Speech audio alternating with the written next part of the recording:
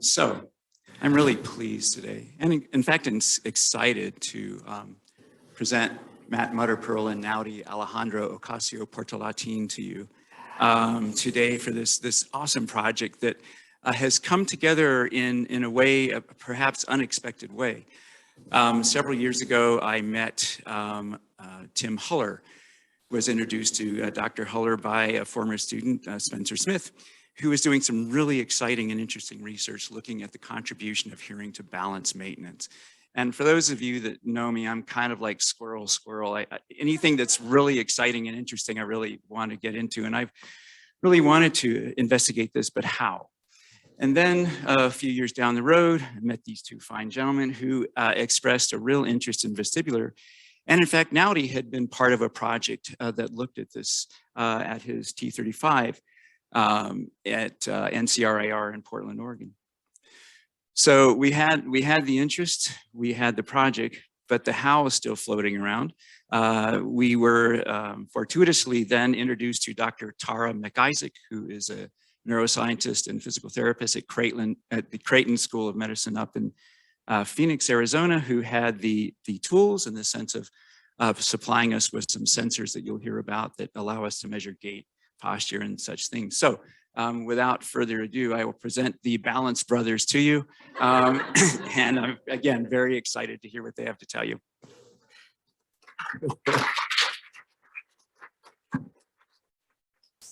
Thanks for that awesome introduction, Dr. V. Hopefully after today, we can level up to super Balance Bros. Matt and I are really excited to be presenting on this project today. We have both developed a very strong interest in vestibular sciences, and thanks to Dr. Diane Smith, we came across this one paper in our disorders course that seemed like a great opportunity for us to expand on the methodology and the principles to develop this line of research.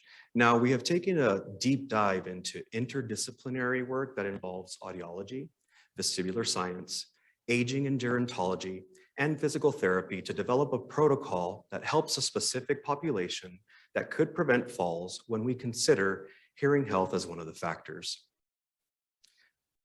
Additionally, this project for the first time was able to combine measures of postural sway and dynamic gait and balance, which have only been looked at in isolation, and we incorporate these as an outcome as part of our protocol. This is a brief overview of the topics for today's presentation.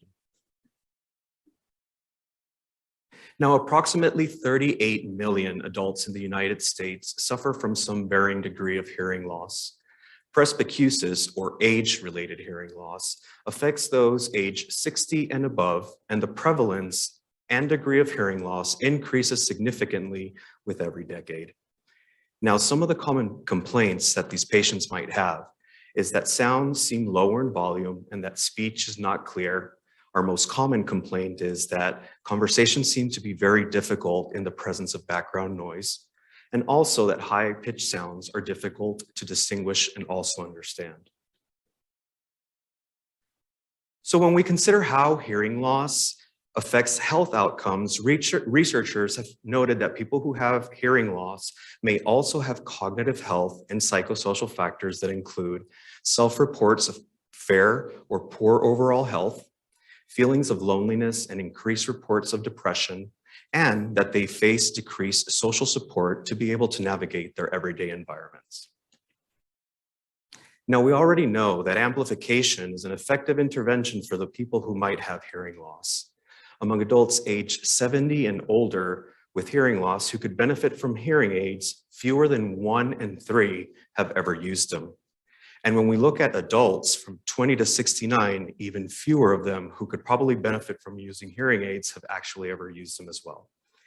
Now, Chisholm et al. In 2017 conducted a systematic review of health-related quality of life hearing aids and found that there is a causal relationship where hearing aid use can alleviate many of the comorbid harmful effects that are associated with hearing loss. Now, many audiologists who primarily work with geriatric populations may be concerned with falls risks and even incorporate screening measures to include in our reports to other providers, specifically when there might be complaints of dizziness or imbalance. Falls are the leading cause of fatal and non-fatal injuries among adults 65 years and older. It is estimated that as many as 1 in 4 adults of this age and above may have experienced a near fall or a complete fall incident. The National Council on Aging has estimated that falls in the US has reached an alarming price tag of $50 billion in healthcare costs. And viewed as an increasing public health concern, the Centers for Disease Control funded the program Stopping Elderly Accidents, Deaths, and Injuries to help patients identify risk factors and offer providers with decisional healthcare matrices to screen, refer, and treat our elderly patients. Now, our vestibular system is a complex system and network that integrates peripheral sensory information from the vestibular periphery, somatosensory, visceral, and visual receptors, as well as motor information that's coming from the brainstem, the cerebellum, and the cerebral cortex. Assessment of the vestibular system, whether it be to the peripheral structure or central connections, is best accomplished through a series of tests that collectively and individually evaluate the various vestibular structures, or more specifically, indirect physiologic reflexes. Balance tests can be grossly divided into 2 categories, and those would be the tests that evaluate the vestibular ocular reflex and those that assess the vestibular spinal reflex.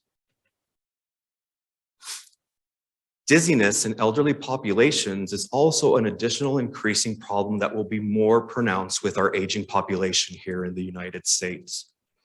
Correctly differentiating a vestibular etiology will be a crucial component to managing dizziness in this population.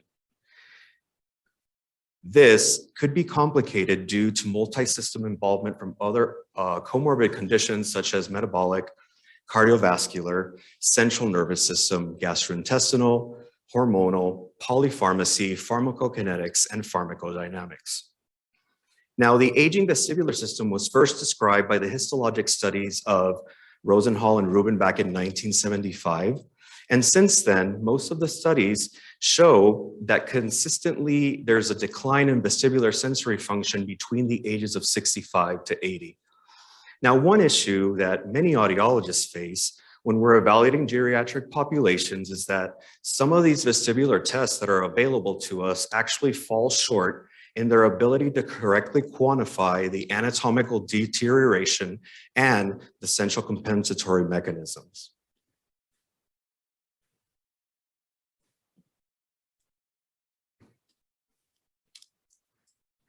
So a review of the literature demonstrates that auditory information has meaningful contributions in the presence of decreased sensibility in different organs.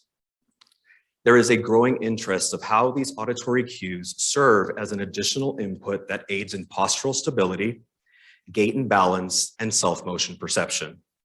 Now, recent evidence has showed us that auditory information may be used to improve all of these, but the process is poorly understood and it still requires further research.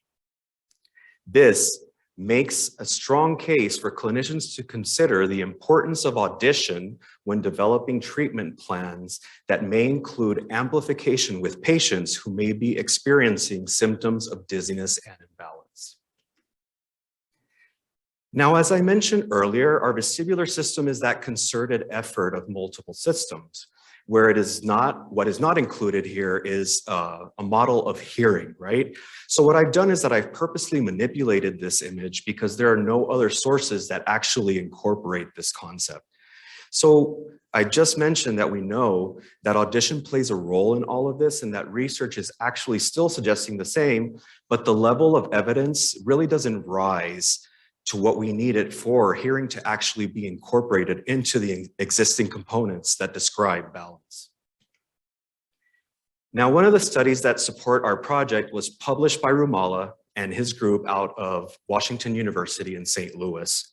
Now, this was a cross-sectional study that measured bilateral stability in hearing aid users 65 and over performing a Romberg test on a phone platform in the presence of broadband white noise. And what they found was that participants' performance was significantly better when they were wearing their hearing aids and could sustain their balance longer on the foam platform with the use of their hearing aids. The dotted line at the top of the image actually demonstrates the 4 participants that could complete this task perfectly without falling off of the platform. Now, in improvements in gait and balance with hearing aids, this came from Corey Shaman and his group up in Portland, Oregon. And rehabilitative intervention involved participants performing gait and dynamic posture tasks with and without their hearing assistive devices. And here results showed for the first time that hearing assisted devices may improve gait and performance, and additionally that gait velocity also improved as a result of using these assistive devices. Now, I want everybody to notice that every study that we're going to be talking about has a very small n, right? N of 14, N of 3, and that comes along with innovation, right? This is a fairly new principle that we're trying to research, but even in this project with this small n, these 3 participants had very different circumstances associated to their hearing assistive devices. One was a cochlear implant user. One was a hearing aid user diagnosed with Meniere's disease. And the last one was an experienced hearing aid user who had used hearing aids since adolescence. So this study was a foundation that impulsed this idea for Matt and I to develop this novel protocol that could measure these improvements specifically for age-related hearing loss.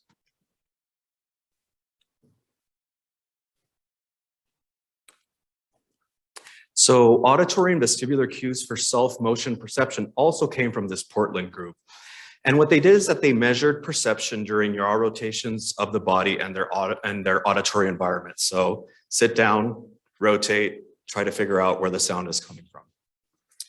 What they found was that unisensory and multisensory velocity thresholds were frequency dependent, where auditory thresholds were better at lower frequencies and vestibular thresholds were better at higher frequencies. So this image depicts this concept very well, where you can see that they looked at 3 different perceptual conditions. The first one was vestibular only.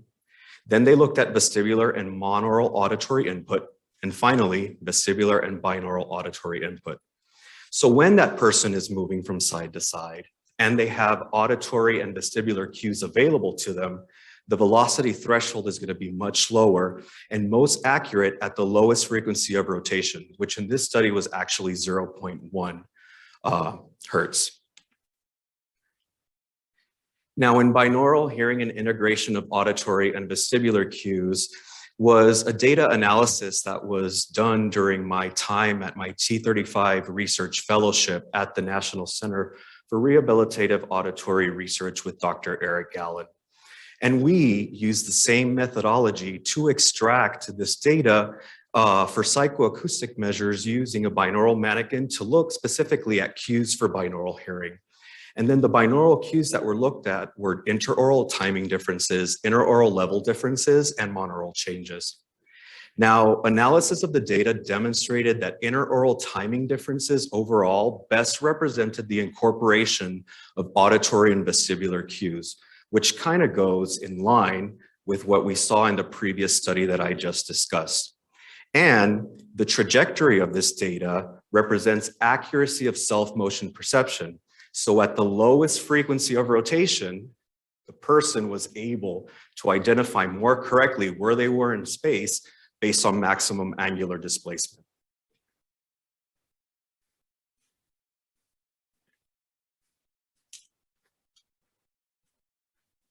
Good morning. Can everybody hear me okay? I'm going to talk to you a little bit about the methods for our study. So all of our participants were recruited from here at the university, with a majority hailing from our own audiology program. We had a total of 14 participants, most of which were predominantly younger and female, as you can note by the mean age and the age range. 3 of our participants were hearing impaired. All 3 were binaurally fit with amplification and had a sensory neural hearing loss. We created a track measuring 14 meters long in the 2nd floor hallway of the Speech, Language, and Hearing Sciences building here on campus. Previous studies have used shorter track lengths However, in discussions with Dr. McIsaac, she had indicated to us that when we consulted, a longer track length would capture a more accurate gait measurement, as there is some variability when we initiate our gait and when we stop. Therefore, a longer track length can inform us more accurately about subject's gait after initiation and after stopping. To play our auditory stimulus, we use 3 powered focal monitors that were equally spaced apart along the track on the left side of the hallway. These speakers were routed through a Focusrite 8i6 USB audio interface, and then finally to a laptop so that we could play our stimulus. The stimulus used was a 10-hour-long video of a loop sample of individuals speaking at a party. The impetus for this was to use a more realistic listening environment that incorporated many speakers talking at a time. To ensure a consistent intensity level for our stimulus, we stood directly in front of each speaker with a sound level meter and adjusted the level until each speaker read an average of 56 dBA. There was a plus or minus 5 dB variation as we walked the length of the track with the sound level meter. This intensity level was motivated by previous research touched on in our introduction that used a level of around 56 to 59 dBA, and our desire to replicate the level that they used. The APDM opals are wearable sensors that are roughly larger than an Apple Watch in size, with various Velcro bands that can attach to upper and lower limbs, the head, the chest, and lumbar regions. They capture a wide range of kinematic data that can be readily available and parsed to assess mean and standard deviation values. One individual can wear up to 24 of these on their body at a time, and data can be logged continuously for 16 hours. They stream and transmit data in real time to a laptop running proprietary APDM Mobility Lab software. Previous research that we had discussed had used pressure sensors to measure balance.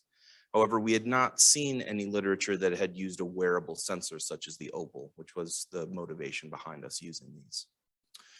For our study, we are most interested in measuring stride length, gait speed, double support, and postural sway in one or both limbs, which the opal can measure and analyze within and between subjects.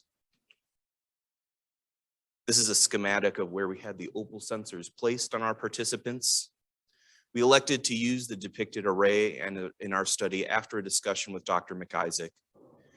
What was indicated was that one on each foot was essential for capturing gait speed, stride length, and step duration.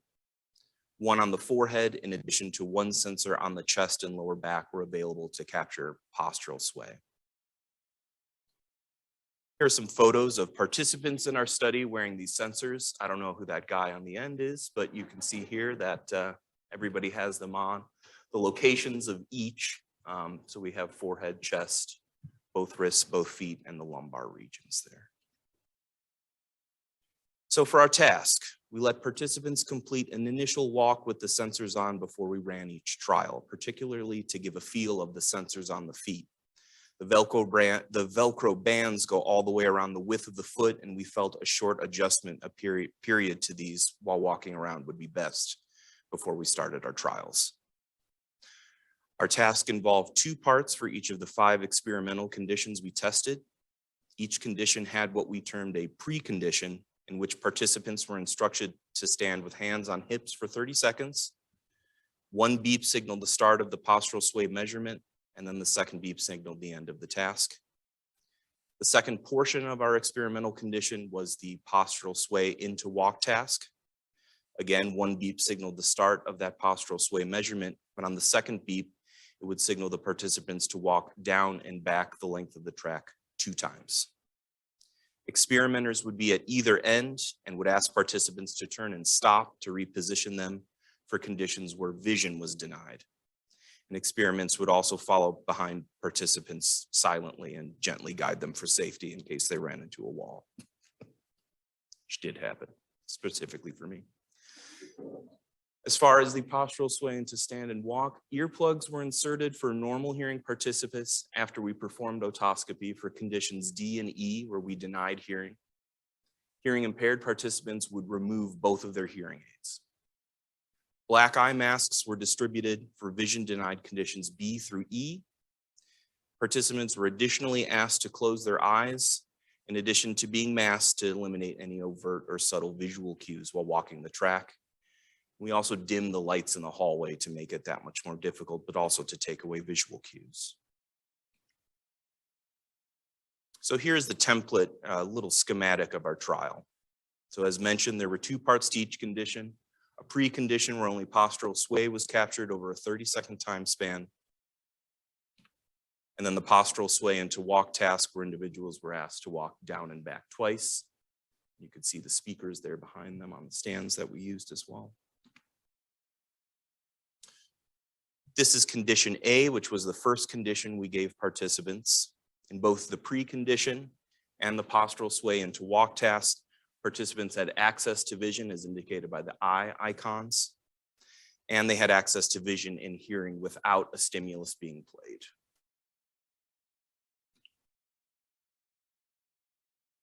Condition B was always the second condition that we gave. For both the precondition and sway into walk tasks, participants were given the black eye masks and told to close their eyes to remove all visual cues. For the sway portion of the sway into walk task, the stimulus was off. As soon as the second beep was heard, the stimulus was turned on and participants began to walk down the track, and it was turned off as soon as they were finished walking up and down. And again, experimenters silently followed behind to realign them if they veered off course. So condition C is where we began to pseudo-randomize the order of conditions for participants along with D and E, our 2 other conditions. Here, vision is denied in both the precondition and the sway into walk task portions, and the auditory stimulus is available to participants in both portions of the postural sway into walk task. Condition D is the first condition where hearing was manipulated. Vision is still denied in the precondition and postural sway into walk task. For normal hearing participants, earplugs are in. For hearing impaired participants, hearing aids are turned off and taken out of their ears. The stimulus is off in the sway portion of the sway into walk task and turns on as soon as the second beep was heard while they complete the walking portion of the task. And then finally, condition E is similar to condition D.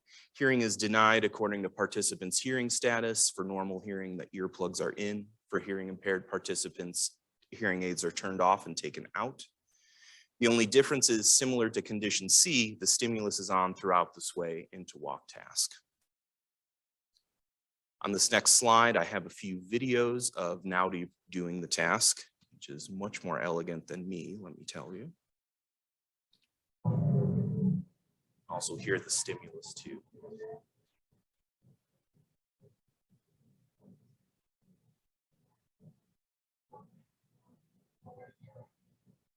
The sway portion of the task, so.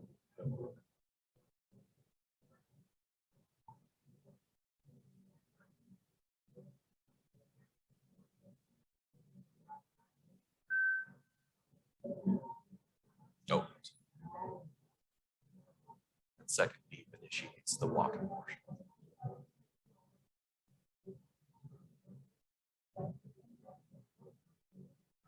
Turn.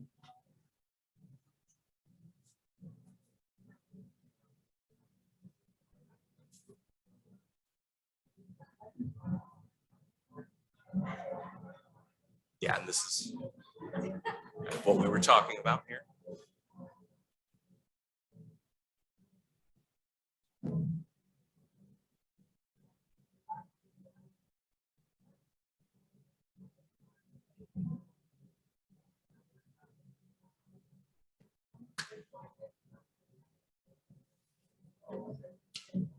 Turn.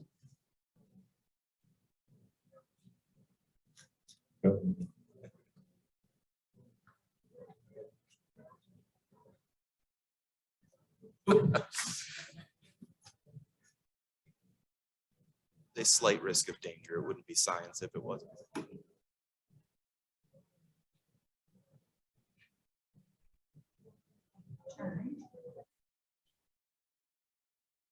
All right. Now, a little bit on results and analysis. So we extracted an overwhelming yet comprehensive amount of data given what each sensor can capture, not to mention what 7 at a time can capture. I believe our initial data sheet that we got back from the statistician was something like 11,000 rows. So there was a lot there and a lot to process. However, a first pass at our data showed that the measurements that had a very significant effect were in comparisons between trials and participants' hearing status. Looking at the 2 measurements of stride length and postural sway, an initial look suggests that hearing status affected postural sway more often than it affected stride length or other gait measures. Our statistical analysis and an ad hoc analysis is currently ongoing in order to reveal more specific effects across variables that we're most interested in, specifically gait speed, stride length, double limb support, and postural sway measures. This slide illustrates the type of differential comparisons we would like to make with our experimental conditions and the rationale behind them. So in comparing conditions B and D, those have the same stimulus duration in which it's only on in the walk portion of the sway into walk task. However, condition B has hearing aids in and no earplugs. Condition D has hearing aids out or earplugs in. Similarly, for condition C and E, that same stimulus duration is present where it is on throughout the entire sway into walk task. Condition C has hearing aids in and no earplugs for normal hearing participants, and E has hearing aids out for hearing impaired participants and earplugs in for normal hearing participants. Additionally, we can compare conditions where hearing was available or denied. So conditions B and C both had hearing available during the sway into walk task. Conditions D and E both denied hearing as a result of earplugs being inserted or hearing aids being taken out. We would like to know through pairwise comparisons that are ongoing if indeed there was any effect between different sets of these conditions.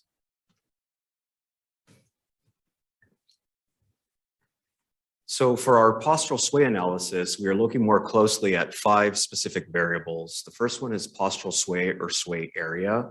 And this is the area of an ellipse covering 95% of the sway angle in the coronal and the sagittal planes.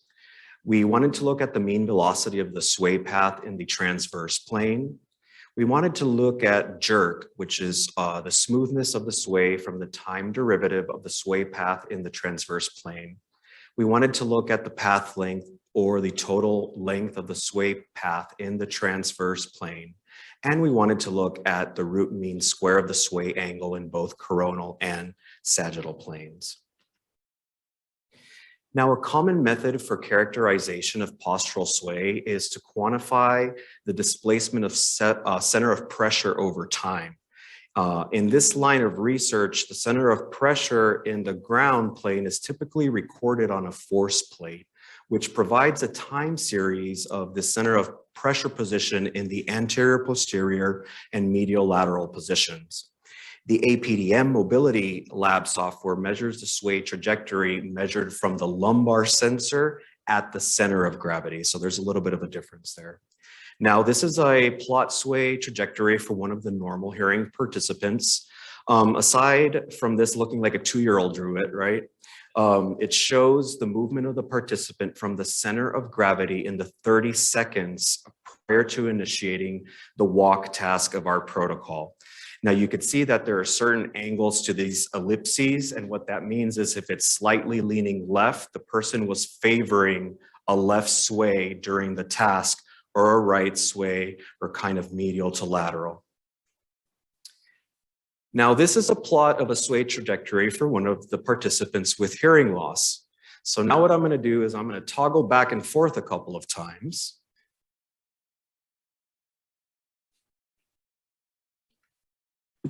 Now you'll see that there is significant variations in the sway trajectories across conditions for individual participants. So one of the steps in our statistical analysis is to look at each one of these subjects and normalize these values before we start doing within or intra-subject type of comparisons.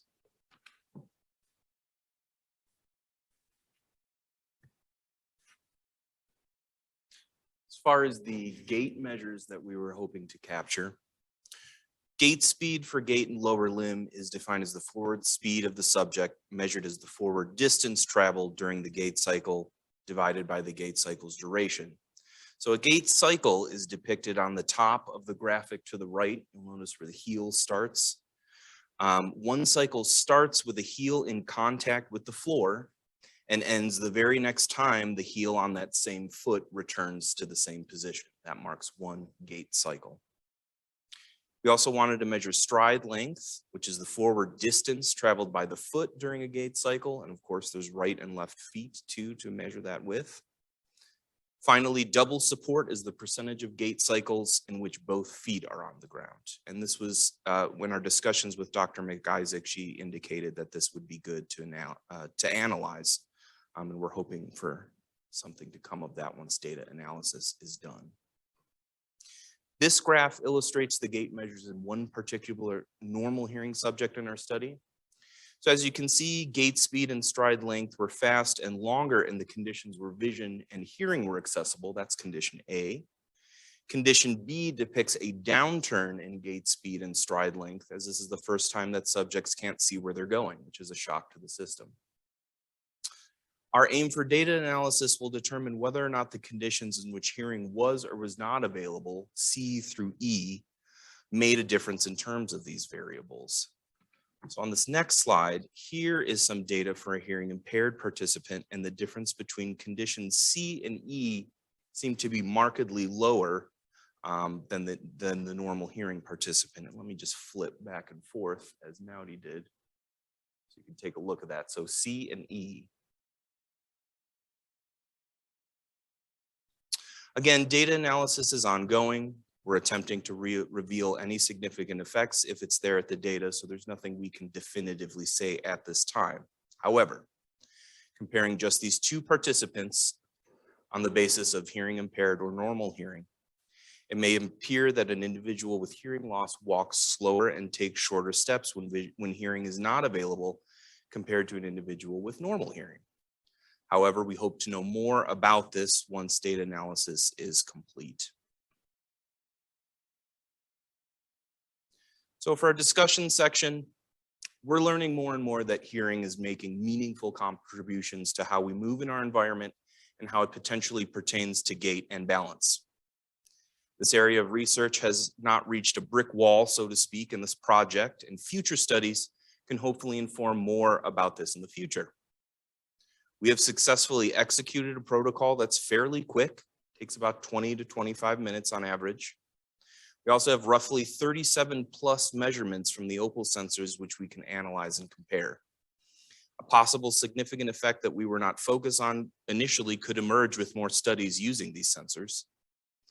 The implications of the study can define audiology and vestibular sciences' role in interdisciplinary research. Our study incorporates areas that are relevant to audiology, of course, but also aspects of kinesiology.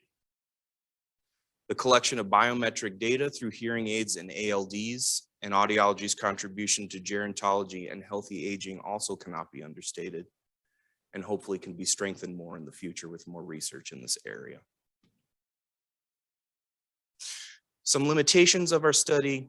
One of them was in our target population. So we had hoped to measure the effects of hearing on gait and balance in elderly individuals with a hearing loss, as these individuals are at a greater risk for falls.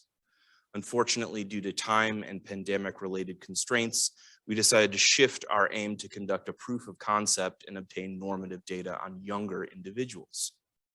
Fortunately, we were able to test individuals, albeit at a younger age, that had a hearing loss and wore amplification. The final analyses of this data could answer another question on whether hearing affects gait and balance in different age populations as a result. Another limitation we identified was the possibility of adding an additional baseline condition. This condition, in which vision was denied, individuals would perform the sway into walk task without any stimulus on at all. As in the ones that we had shown previously, it was either on the entire time they had the sway into walk task, or it was turned on halfway through when they initiated the walk. This would also give participants an additional trial run in which possibly some adaptation or a learning effect could be observed.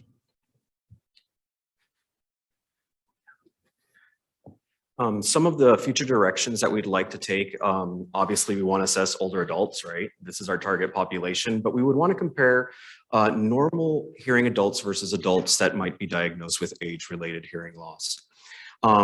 A discussion that we had in depth through our project was actually changing the acoustic environment, right?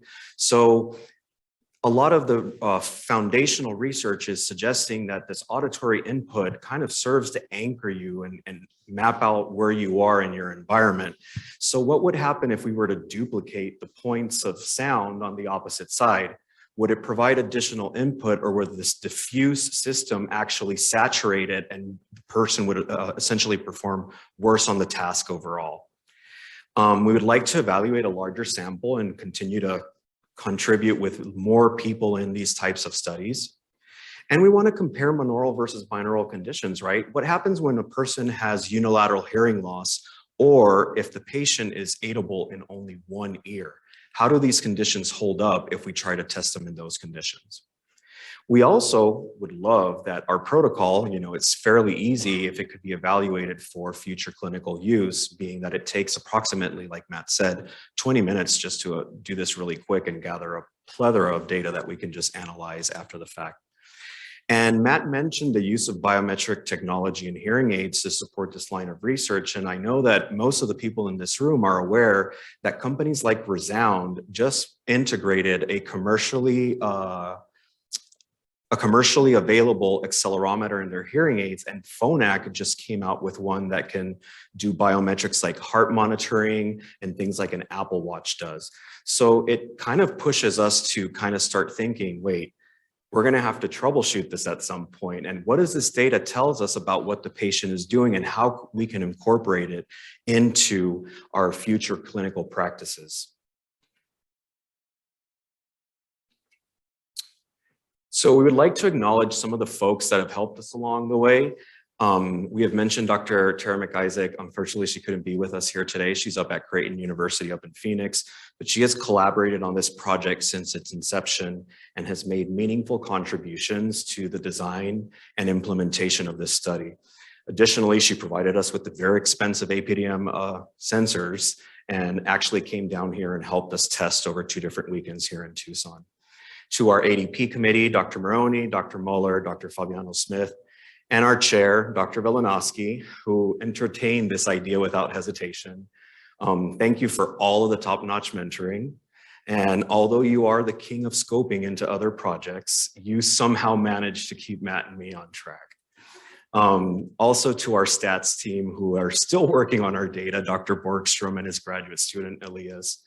And we'd also like to thank all of the people who volunteered their time to be participants in our project. I would like to personally thank all of my family and friends who are joining us today via Zoom, to my mom and dad, my brother and my brother-in-law, my sister, which I think my niece doesn't like audiology. They made the trip out to Tucson and are here this weekend with me.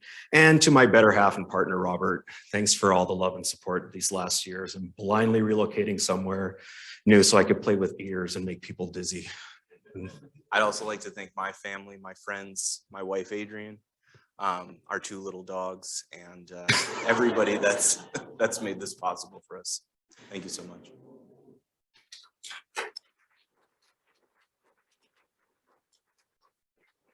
Here's an exhaustive list of our references, and we would like to take some questions now.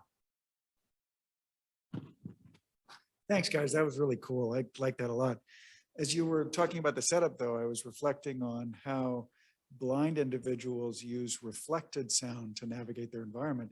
And so my question is, so you did that in a very reverberant hallway. I'm wondering if you would anticipate better or worse results in a more sound field-like environment. Yeah, which is something that we had talked about too. We also talked about having speakers on both sides or in kind of more of a 360-degree plane. That might be even more disorienting and affect the results that way. But, that is a very reverberant hallway. Interestingly, for some of the participants, we had seen specifically when vision was denied, kind of anchoring more to the side of the speakers as they were veering off. but you know, that is a really good point, and it'd be, I think, a good control to do that somewhere that's less of a point for reverberation. Yeah, and to that effect as well, like this research is really new and some other sound sources were bogus. Like one of them lined up 3 treadmills and just called it sound, you know? So another one was a nearby highway at approximately 60 dB. So we actually wanted to kind of control that a little bit more, and that's a very great observation about it being a very reverberant hallway. Thank you for a very fascinating presentation. In the back of my mind from years ago, I always wondered what the postural effects would be of a brand of new hearing aids on a first-time user, and whether or not you could see some distinctive behaviors that might be helpful or harmful. I have no idea which way that would go. The other is a comment, and that is, in general, I think of the vestibular system as maintaining body tonus on each side, as well as all the other things you pointed out. So if you have people running into the left wall, or running into their something on the left side, veering to the left, that would make me think that there'd be a left unilateral vestibular anomaly. Did you pursue any of that, or is that too far away from? Excellent question. So obviously this was starting to get out of our hands and it's easily a PhD project. So what we did is we administered the dizziness handicap inventory to rule out any pre-existing vestibular deficit. And from there we went on to end up, everybody that we pretty much across did not have any issues with vestibular function. Oh, absolutely. When they're kind of, absolutely.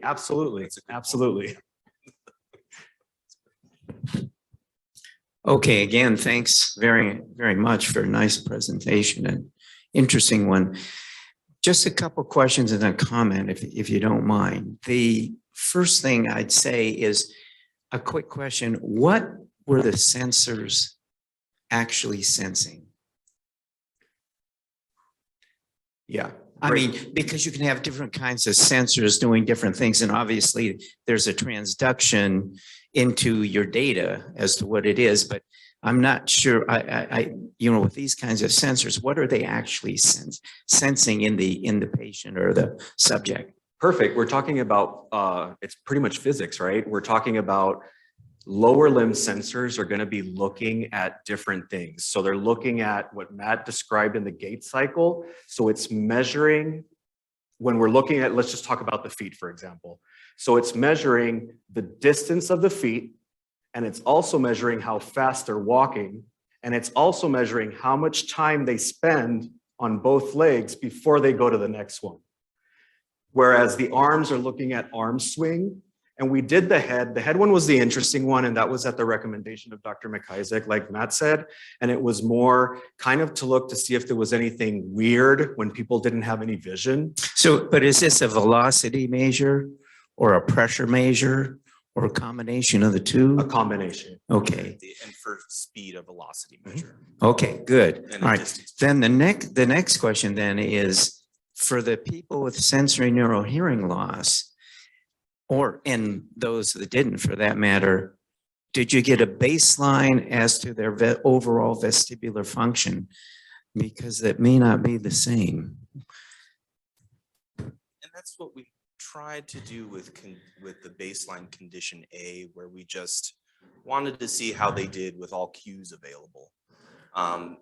You know, and again, I don't think that we found, just looking at the data first pass, anything anomalous between people with a hearing loss and those without.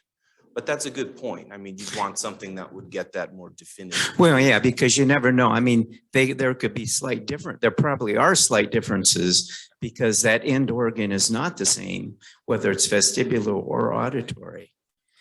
And that would be a good thing to do in terms of optokinetics, as well as tracking and different kinds of things. And then finally, the last thing, do you have any idea, because this is what the interesting part, what do you think would be the mechanisms that are going on here? Do you think that they could be, you know, a peripheral thing where the sound or the amplification of sound is doing something with the actual cochlear and vestibular flow of fluid that is actually stabilizing it somewhat? Or do you think all this is feeding into a supramodal process that is feeding back and stabilizing things? And because I think that's what you're going to have to figure that out sooner or later. Yeah, that is an excellent statement, Dr. Music, and I like that you always bring it back to the neuroanatomy. In my study with Dr. Gallen at the NCRER, with the results, what we found is that we know that ITD is kind of process wear at that lower brainstem level, and we're thinking that there might be some additional shared tasks that we don't know about.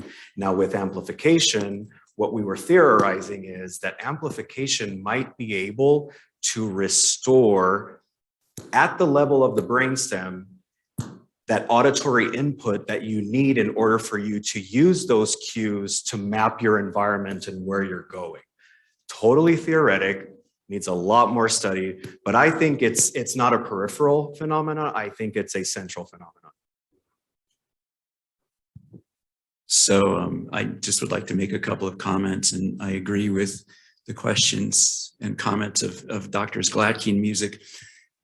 This is an ongoing project, and Dr. McIsaac and I will be continuing on looking at a variety of these factors. There's so many things to consider here in regards to how the information is processed, the status of the vestibular periphery, even prior to doing these sorts of things. And although Naudy acknowledged that I am the king of scope creep, we really tried to keep it as narrow as possible so that we could actually get some data. So the discussion was, what would we like to do up front first? And what could we do up front first? And so this is the first pass of many others. Well, that was really fascinating. And my question is related to Dr. Muller's and Dr. Gladkey's questions. I really need to know at the basic level,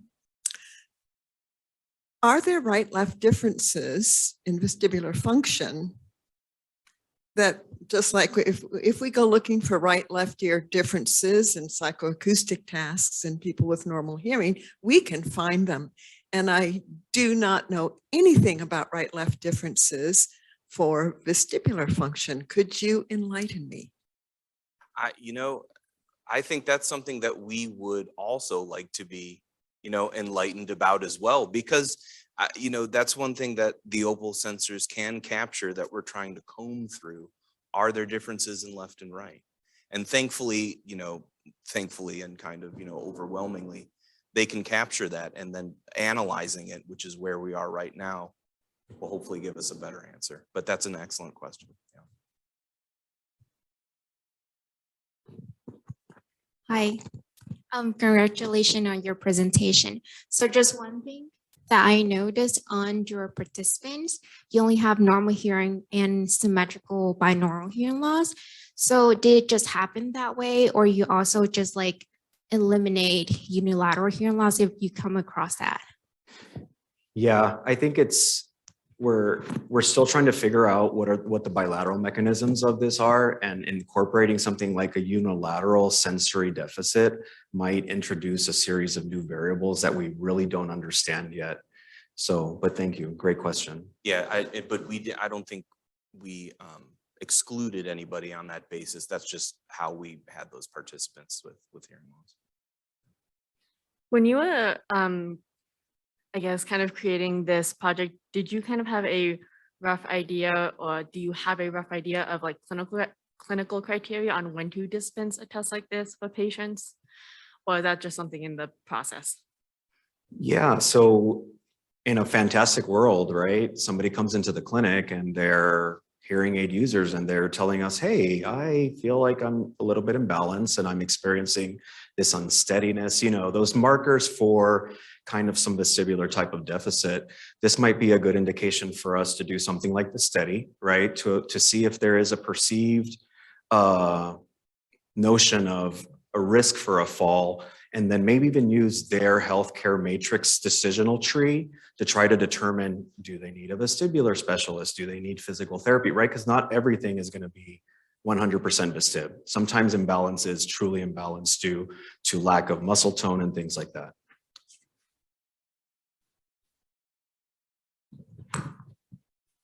Can I make a quick comment and then you can ask?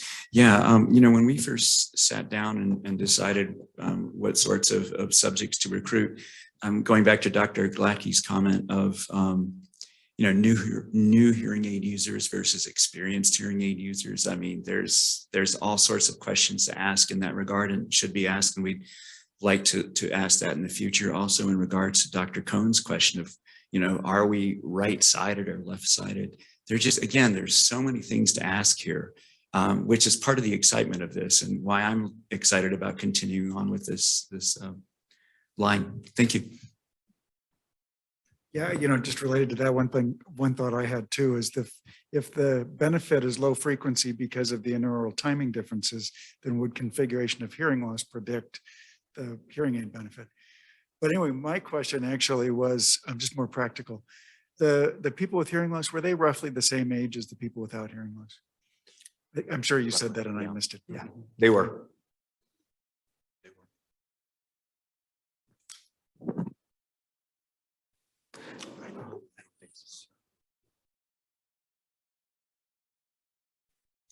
I've got one question for you.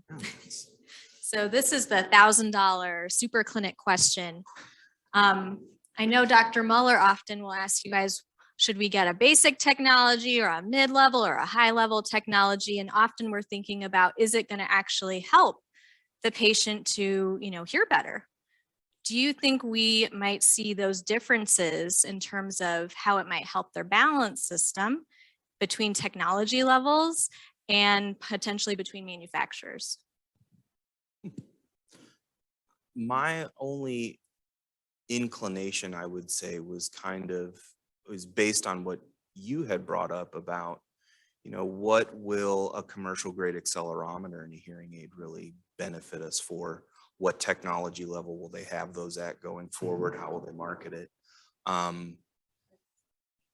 Exactly. You know? Yeah, and I hounded the Resound rep at ASHA, did not budge. So tried to ask them, what are you looking at? So I would think, and right now I think it is on the highest level of technology of that hearing aid specifically. So I think to answer your question, if a patient is telling you that they are at risk for falls or that you notice it as a clinician and that you can evaluate it quickly and kind of collaborate with other professionals in their healthcare team, maybe the alternative is, if we really don't know what it's doing right now, but let's say it sends a signal to their cell phone that does a 911 call if they do call. That might be a really good consideration when we're considering technology for amplification. Yes. The Apple Watch, I believe, too, if you fall. All right, thank you so much.